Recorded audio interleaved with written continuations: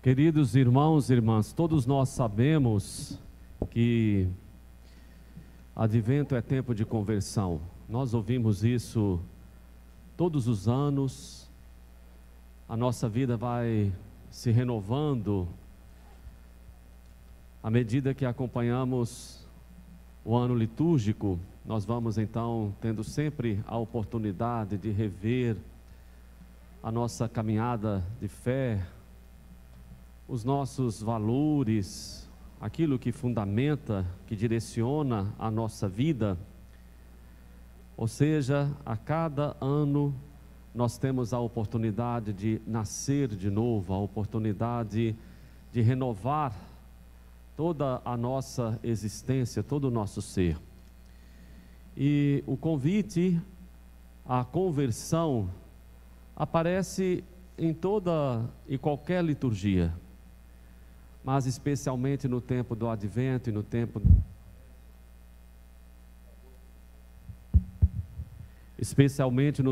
Advento e no tempo da Quaresma. E hoje então a liturgia, a palavra de Deus nos oferece a figura e a missão de João Batista. Nós temos que pensar um pouco na sua vocação e também no seu anúncio, na sua pregação, porque ele, como precursor, retrata muito bem o que nós estamos vivendo nesse momento. Nós estamos na expectativa do Natal. É preciso então preparar o nosso coração, é preciso abrir a nossa vida para que Jesus encontre em cada um de nós uma verdadeira morada, que Ele possa realmente nascer em cada um de nós. Nós estamos acompanhando o Evangelho de São Lucas, foi o trecho que nós ouvimos hoje. São Lucas, que era médico, teve uma preocupação de fazer uma pesquisa minuciosa sobre os acontecimentos, não apenas sobre João Batista, mas também sobre Jesus, tudo o que aconteceu com Jesus. Então nós temos em São Lucas alguns registros bem históricos, também por causa da forma como ele apresentou os fatos. Por exemplo, se vocês perceberam bem, aqui, logo após o relato da infância de Jesus, para apresentar a missão de Jesus, Lucas fala de João, mas contextualizando, enquadrando a missão de João num contexto bem histórico. Ele cita aqui 7 personagens. No ano do império de Tibério César, no 15º ano, 15º ano do império de Tibério César, Pôncio Pilatos era o governador da Judéia, Herodes administrava a Galileia, seu irmão Filipe, as regiões da Itureia e Traconítide, Lisânias, Abilene, quando Anás e Caifás eram sumos sacerdotes. Aí sim, foi então que a palavra de Deus foi dirigida a João. Ou seja, não se trata de uma lenda, não se trata de uma invenção humana, mas de fato Lucas apresenta e faz questão de fazer isso de uma forma muito clara para os seus leitores. Lucas apresenta João como uma figura histórica e consequentemente toda a história que se segue, ou seja, tudo o que aconteceu com Jesus, todos os seus ensinamentos, todas as suas experiências, é a palavra de Deus, o verbo de Deus assumindo a nossa condição, ensinando-nos o caminho do amor, apresentando-nos o reino de Deus. João Batista tinha consciência de que o Messias, que estava próximo, ele iria anunciar um novo reino, ia provocar uma verdadeira revolução, uma mudança de mentalidade.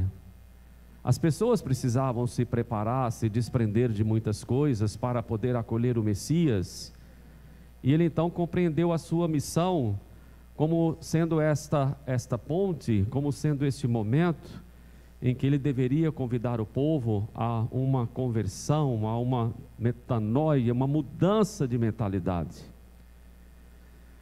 Nem sempre nós acolhemos verdadeiramente a Jesus Cristo, nem sempre nós acolhemos, praticamos a sua palavra, porque a conversão é um processo que deve nos acompanhar ao longo de toda a nossa vida.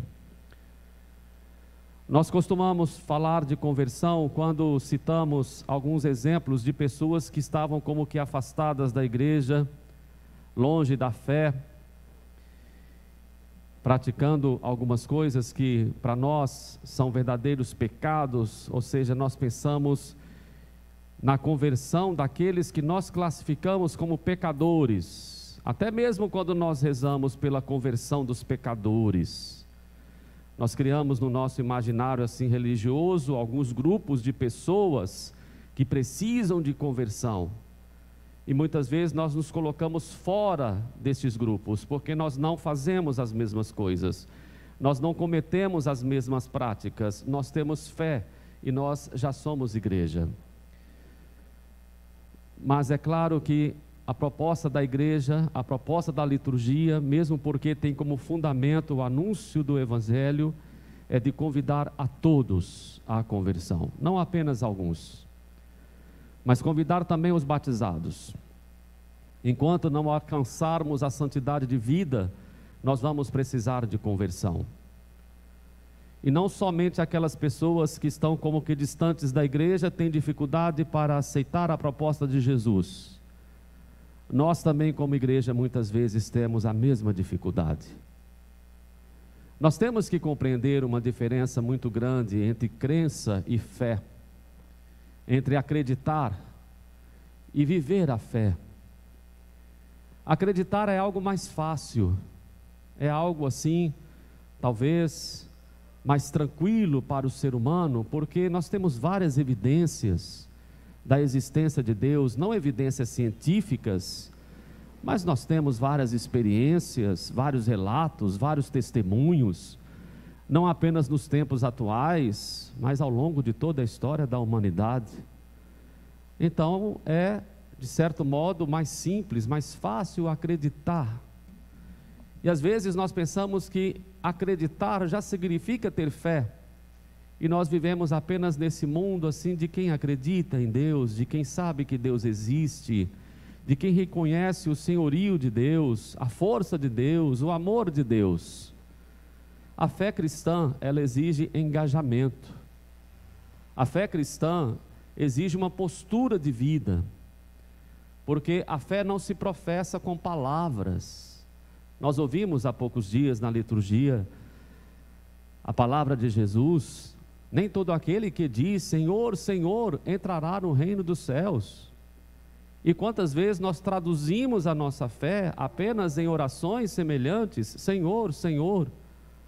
Nós falamos, nós gritamos, nós louvamos, nós professamos com palavras a nossa fé, e às vezes também com gestos, com ritos, com a liturgia, com a nossa presença aqui.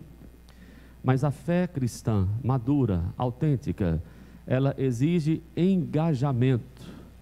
E a pessoa não consegue fazer esse engajamento, não consegue fazer essa conexão com a verdade do Evangelho, quando ela não muda de conduta, quando ela não entra num processo profundo de conversão, de mudança de mentalidade. A fé exige de nós mudança na forma como nós pensamos, na forma como nós avaliamos o mundo, na forma como nós enxergamos as pessoas. A fé verdadeira indica-nos princípios, valores que nós devemos cultivar. Quando Jesus disse que nós estamos no mundo, mas não somos do mundo, Ele quer dizer exatamente isso. E Ele pede ao Pai que não nos tire do mundo. Não é isso, nós vamos continuar vivendo as mesmas situações, os mesmos dilemas, os mesmos sofrimentos que a humanidade vive. Deus não nos separa do mundo, aliás, Deus nos quer no mundo.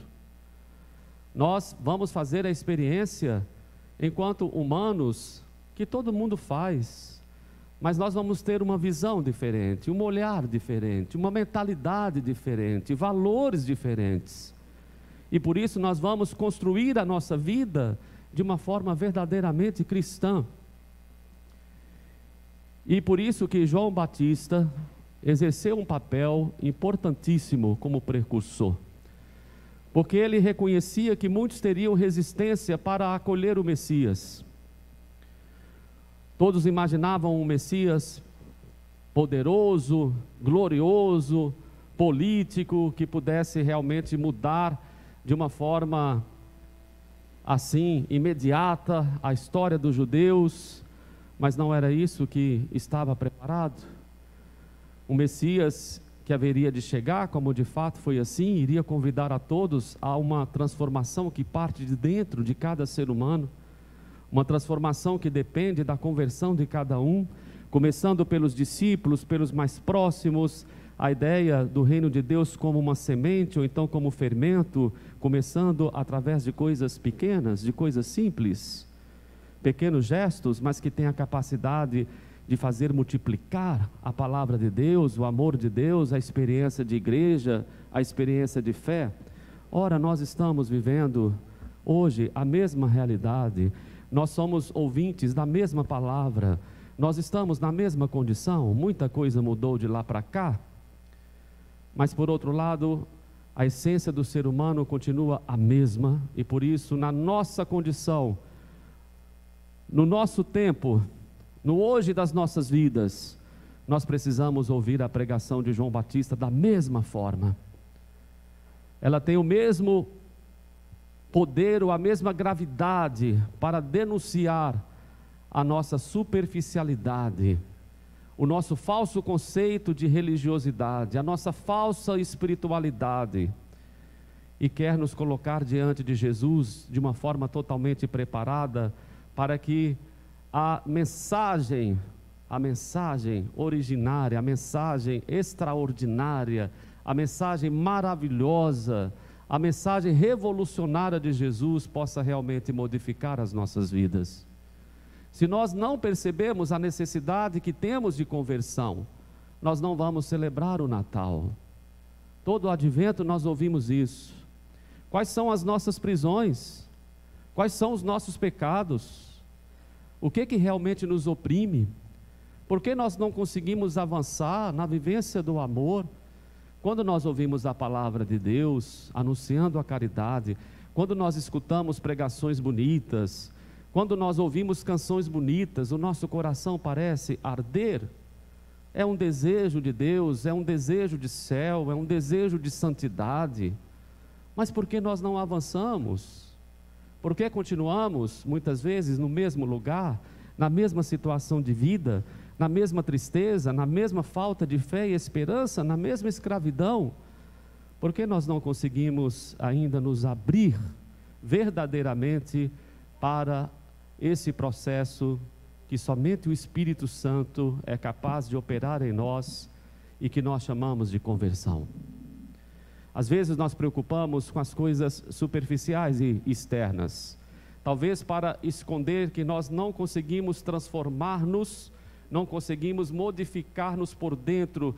Nós então fazemos questão de mudar as aparências, mudar as coisas, mudar a nossa casa, mudar a nossa roupa, mudar muitas coisas que para nós estão, na verdade, bem mais fáceis de serem mudadas, porque a gente não consegue transformar aquilo que é essencial, aquilo que é profundo e aquilo que é realmente necessário. A palavra de João Batista, a pregação de João Batista, preparai o caminho do Senhor, endireitai suas veredas, o reino de Deus está próximo, é uma palavra totalmente e verdadeiramente atual. Não se trata apenas de uma recordação, mas revela a necessidade que nós, igreja, precisamos viver, que nós precisamos abraçar. Será que nós estamos construindo uma comunidade verdadeiramente cristã?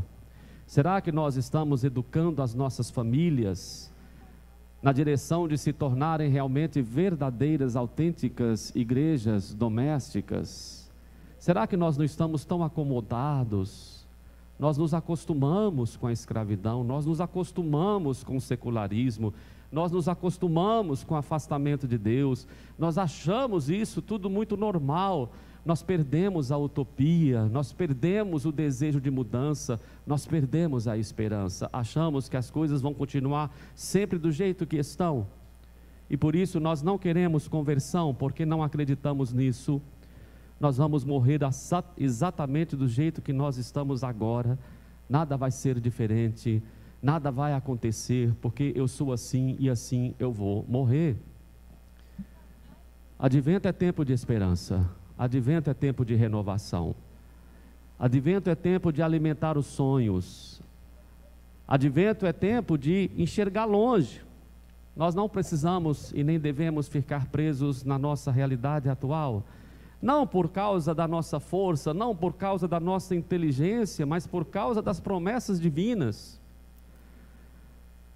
Todo vale será aterrado, toda montanha e colina serão rebaixadas, as passagens tortuosas ficarão retas, e os caminhos acidentados serão aplanados, e todas as pessoas verão a salvação de Deus. Até onde nós acreditamos nessas promessas? O povo de Deus alimentou a sua esperança ouvindo estas profecias, que são renovadas na pessoa e na pregação de João Batista, e que alcançam o valor de eternidade na vida e na pregação de Jesus, por isso alcançam os nossos corações. Como é que nós acolhemos isso? Como é que nós alimentamos a fé? Até onde realmente nós acreditamos nas promessas divinas? Então, irmãos e irmãs, se continuarmos assim, sonhando pouco, querendo pouco, desejando pouco, nós também vamos conseguir pouco. Se nós pensamos que esse Natal vai ser exatamente igual ao do ano passado, ou do ano atrasado e de todos os tempos, nós também não vamos viver a graça do Natal, nós não vamos celebrar o renascimento, a renovação da nossa vida, do nosso mundo, da nossa igreja, acreditando sempre realmente na força do Evangelho que faz a vida acontecer a partir de coisas simples e pequenas, como uma semente lançada na terra. Então peçamos a Deus a graça de vivermos bem esse tempo de preparação. Aproveite estes dias para fazer a sua revisão de vida. Quais são os seus pecados? Quais são as suas prisões? O que está caduco, envelhecido na sua vida? O que está consolidado, mas que precisa ser quebrado, precisa ser destruído para que o novo aconteça?